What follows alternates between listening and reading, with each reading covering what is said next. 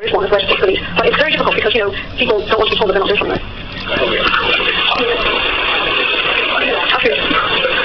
I'm interested in the crossover between what you're seeing in the Parkinson's DBS and the dystonia DBS for history. Yes. Thank you for that question. We actually did publish a study showing recording resting states in people with dystonia, actually with secondary dystonia, generalized dystonia, and showed in fact that there was a big band in all but one person who didn't respond, who had a childhood encephalitis. So the word though in the literature is that in dystonia the rhythm is of a lower frequency. We're not so sure about that. We did actually see a data in those people as well. Well, yes, thank you very much. For more, please visit us at stanford.edu. Stanford University. Thank you very much for the invitation to present here today. It looks like a great lineup. I agree. I'm very honored to be one of the speakers, and thank you for not saying all the other things that probably you could have said, although those were embarrassing enough. Actually, riding my bike every day in the main snow is just a statement about the traffic in Boston, actually. It's much worse to drive, or you can take the key. Anyway, I'm going to not talk about the two topics I put in the title. In the title, I didn't pay enough attention to the timing. I time I had for this talk, and I thought I could talk about development, which is really the topic that I care about the most, as well as nanobody and technology that we've developed. And I realized for 35 minutes I could only cover one of those, so I decided to cover nanobody technology because I hoped that some of you would find that useful, if perhaps a broader interest. So I will start with that. So I'll tell you what nanobodies are in a moment if you don't actually know, but I'd just like to acknowledge Jonathan Tang. So Jonathan was a graduate student in the lab, and then he stayed on for a year as a postdoc. And really, all these great ideas that I think are behind them, I'm about to tell you about, and the majority of the work was done by Jonathan. So this picture here is a structure of GFT. This is sort of the start of the show for the first part of the talk. So we use nanobodies in a variety of ways, and I'm going to tell you three stories. The first of two use nanobodies directed against GFT. The first story I'll tell you is about using GFT and nanobodies to drive transcription inside cells. The second one is to use the same GFT nanobodies to drive pre-recombination. And the last is an attempt to expand the use of nanobodies to any intracellular cell-type-specific protein to drive many different types of activities.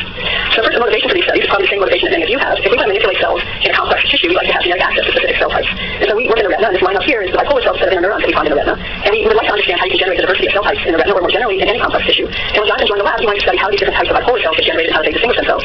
But we couldn't find lines of mice. We like to manipulate specific cell types using lines of mice in which pre or flip two combinations are expressed in specific cell types. And when Jonathan started to look for those kinds of lines of mice, he could not find them. But what he could find were lines of mice where GFT was expressed in some types of neurons, including in this particular example, two types of bipolars. So Jonathan and I were sitting bemoan the fact that there weren't recombination lines for our studies, and we kept coming across these beautiful GFT lines. Here's actually a picture of that. Most of these GFT lines use cis regulatory regions to drive expression of GFT. And in fact, there's a very large collection of those that are called the GenSat project, created by Matt Hines and his collaborators at Rockefeller, and you can see some beautiful images of GFT-positive cells and subsets of neurons throughout the nervous system. Now, most of these are actually not cell type specific. They light up a specific subset, more than one type usually, but they're quite useful for many applications as people have found. And again, they're created by these cis regulatory regions in the GenSat case. These are transgenics. And we estimate from the GenSat as well as other people, there's quite a large collection, about 1,500 of such lines. So in looking at this, we realized this was an incredible resource in terms of giving us some type of access to specific cell types. But GFT in and of itself does not allow you to manipulate biological activities. So Jonathan asked himself, well, could we develop a way to use GFT itself to allow us to manipulate biological activities? And when he started reading about it, he realized that there was a particular point of access, and that was through nanobodies. So most of you know that antibodies, the type that we typically use in the lab, are four chains. The IgG types have two heavy chains, two light chains. And there's a variable region of the heavy and light chain that come together to define the epitope binding pocket. Well, camelids, which are camel cell llamas, as well as cartilaginous fish, have this four-chain arrangement, but they've evolved another arrangement, which is just heavy chains. And the marvelous thing about these are that the heavy chain, the variable region of the heavy chain by itself will bind antigen. So you can then isolate just this domain from an immunized camelid and search for those that have the activity you want.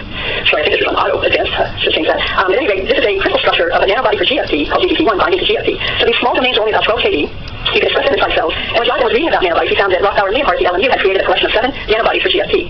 So his idea then was to take pairs of those and to see if he could find pairs that could co-occupy inside a cell GFT.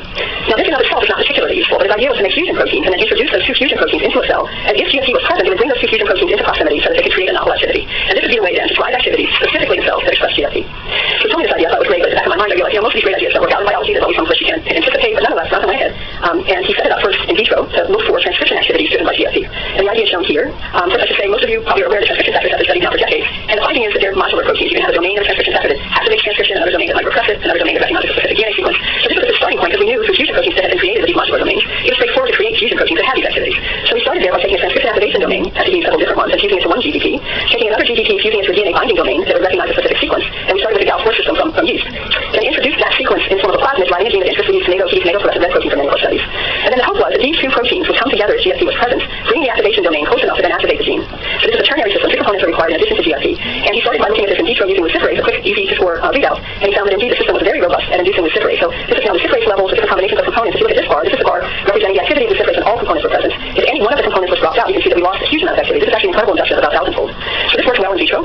He then wanted to see if he could make it inducible by small molecules. So GFT in the setting, for example, of transgenic, which is the spatial or cell type control. But being able to turn the system on and the small molecule was the next goal. And so he checked to see if the TET activator or the TET repressor, which is activated by a small molecule called doxycycline, could be used. So he used the DNA binding domain for TEDR to make a plasmid that has recognition sequence and asked whether he could turn the system on when all 3 components were present and the drug for activation was present. And again, in vitro this worked very well. So if you look over here, this is the activation of luciferase when doxycycline was added and all the components were present. So again, a several thousand-fold induction that's accomplished by the addition of drugs. And these drugs can be added to animals. This has been used fairly widely to activate transcription. So we wanted to see if this would work in vivo, and we do work on the retina, and this is our go-to system for checking anything. We're able to electroporate plasmids in fairly trivially into a post-single day zero mouse. And here we're adding 5 plasmids at once. The retina takes up quite a few plasmids and allows us to do these kind of experiments quite easily. So we had one plasmid encoding GFP to activate the system. We had this CD tomato readout to see if the system was working. We had plasmids encoding the fusion proteins, and we had an electroporation control plasmid. We introduced this into the retina in vivo, and then we let it go anywhere from a few days to a few months, and then we look at sessions to see if the GFP-positive cells have turned on tomato. So we can ask several questions. One is just, is the system working, and is it dependent on GFP? We then worked with photon lab to see if we could do physiology with the system. We asked whether the gene that we turn on is not tomato, but free, and if so, would the free accomplish recombination? And then we wanted to look further at physiology. So by doing these introductions of electroporation and then looking at sessions, we could see the system was very tight. So these are now sessions, and this is this series of sessions from an animal that received GFP, and this is a control with no GFP present. So you can see when GFP was present, TD tomato, our readout, indeed did turn on. So it's very pretty efficient turn on, as a matter of fact. With no GFP, almost no TD tomato. But Jonathan's very honest and told me I had to show this section because there is one background cell. So when we do quantify, it's well below 1%. So without the GFP, these components don't come together spontaneously to create transcription. So we then wanted to know if neuronal physiology was impacted in some negative way by jumping in all these plasmids. And to answer this, we collaborated with Bernard Sabatini's lab. Jeannie Kozlowski then was performing physiology on the system. And what Jeannie would do would be electroplate plasmids in utero into the lateral ventricle and drive the plasmids into progenitor cells. The cells that ended up with those plasmids were often the pyramidal cells in the cortex. So she could wait a few weeks and make sections or slices and then do physiology on them. So this is a series of images from those sessions. So you can see that there's a lot of cells that don't have GFP. So over here in the GFP channel, you can see these 2 cells are expressing GFP. Here's an example of a cell that's not. And this cell is also expressing TD tomato, implying it's gotten all of the components and the system is working. So the question is, would this TD tomato cell exhibit any kind of aberrant physiology relative to a GFP only or a non-transfected cell?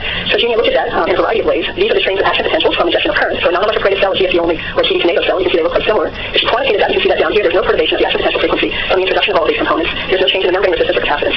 So this then says that it's possible to add all of these components and still carry out physiology.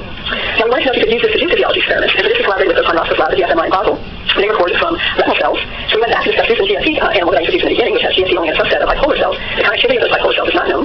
Here's just some images of those cells. So we electroporated in initially just to see if this could drive a gene under control of the system. We introduced the CD tomato, and you can see we only got tomato positive cells among the GFP positive cells, so this was working specifically. And then we electroporated a construct which had channel adoption of the genetic protein to use the cherry. Now many of you know that one can then use light of the right wavelength to depolarize a cell that includes the channel adoption. So we electroporated this plasmid in and used GFP, the endogenous GFP then, to activate the cells.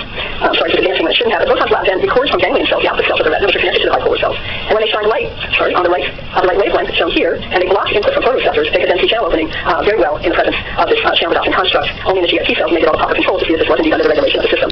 They could then inject dye into the cell that they had recorded from to see something about the morphology of the ganglion cell that's being activated by these bipolar cells. Bipolar cells are here in red. So one can start to then put together some concept of what kind of circuitry these bipolar cells in the ganglion cell are participating in. We wanted to know that it also extends to other species other than mice. It's quite a collection of GFP strains in the zebrafish, and that's shown here. We collaborated with Matt Harris's lab, Patrick Henke in his lab, and we looked at a GFP transgenic zebrafish, introduced the components, and you can see we could get TD tomato readout. Again, it was very specific. Animals no GFP had no TD tomato, and this is an animal we were just monitoring for structure and morphology to see again if development proceeded normally in the presence of these components, and as far as we can tell it did. So to summarize the T-dog portion, so T-dog for transcription dependent upon GFP, the system can drive gene expression, and we can use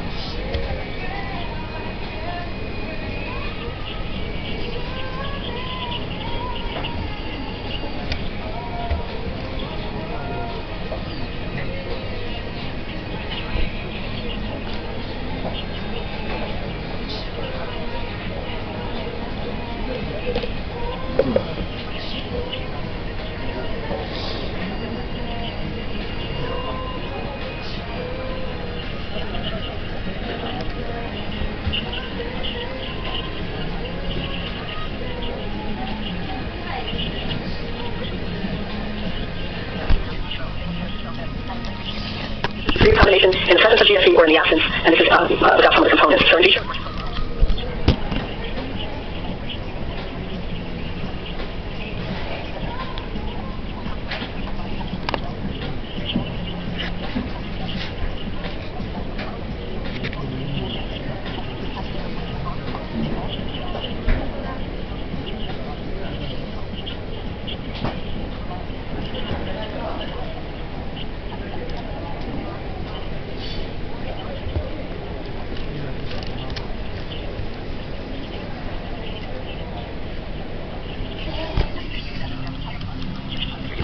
So here's a confocal section taken from a retina when GFP was included or ZF ring was included. This is the level of the horizontal cells. This is the cell type in the middle of the retina. You can see we got very good inception. We have lots of GFP. And we also have lots of the tomato indicating that the Cree dog is actually doing its job. job is to use a non-related protein, a non-GFP derivative, specific different protein called BF3, and we got no tomato. So again, the system was very tight, well under 1% in terms of background. But we introduced GFP here as a virus, so we want to be able to see if this system will work with endogenous or transgenically expressed GFP. And for that, we collaborated with the Andy Huberman lab, Andy's postdoc. Andy's lab has characterized lines of mice where GFP is expressed in subsets of ganglion cells, the output neurons. And one of them in particular, you can see here, this is a view from the inside of the retina looking at a subset of ganglion cells that light up with GFP and is transgenic. We then gave him a cocktail of viruses again that has two components for pre-dog and TD tomato as a readout, and they infected in vivo with this cocktail. And the question was TD tomato turn on only in the GFP positive cells? And that was true. That's shown here. You can see that only GFP cells turned it on. Now again, this wasn't super efficient, and that has to do with the viral titer and delivery method. They study these a lot. They know where they project in terms of targets in the brain. The dorsal lateral genetic nucleus is the target. So they also look to see if these cells with the TD tomato are still targeting. Normally it has normal morphology, and at least for the first approximation they do. So again, hopefully these things are benign or neutral in terms of neuron development and physiology.